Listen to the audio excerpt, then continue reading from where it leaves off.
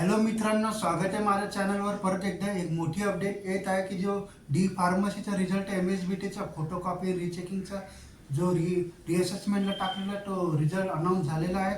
पण तो कोणाचा अनाऊन्स झालेला आहे याच्याबद्दलच आपण बोलूया. तर पूर्ण व्हिडिओ बघा तरच समजेल. चॅनलवर नाही तर सबस्क्राईब करा. चला व्हिडिओला सुरू करूया. सगळ्यात आधी आपण बोलूया जो डी फार्मसीचा रिझल्ट आहे फोटोकॉपी रिचेकिंगचा, तो रिझल्ट फायनल इयरचा रिलीज झालेला आहे.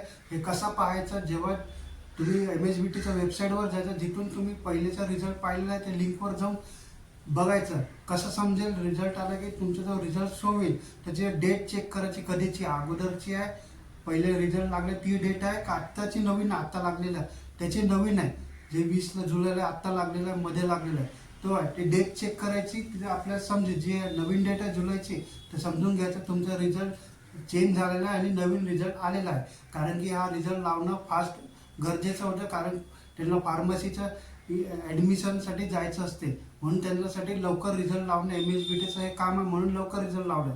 आणि राहिला प्रश्न आता बाकीच्यांचं फर्स्ट इयरचं, ज्याला सेकंड इयरचे फर्स्ट इयरचे आहेत त्यांचा रिझल्ट कधी लागेल रिव्हिजनचा, रिचेकिंग अँड फोटोकॉपीचा, तो पण लवकरच आज किंवा उद्या किंवा परवा या 3 दिवसात तुमचा रिझल्ट लागू शकते.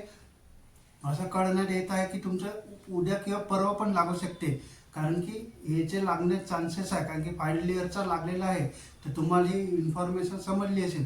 कारण की डी फार्मसीचं फायनल इयरचं लवकर लावणं गरजेचं आहे, कारण की त्यांना ॲडमिशन घ्यायची आहे म्हणून.